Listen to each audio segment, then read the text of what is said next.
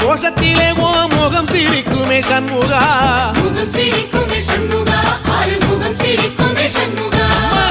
திருத்தணி வீட்டுக்குள்ளே ஒரு தீபம் தெரியுமே சண்முகா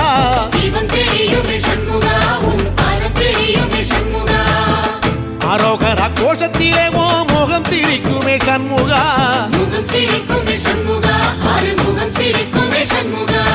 சித்திரநாளிலும் சண்முகா கந்த உற்சவ நாளிலும் சண்முகா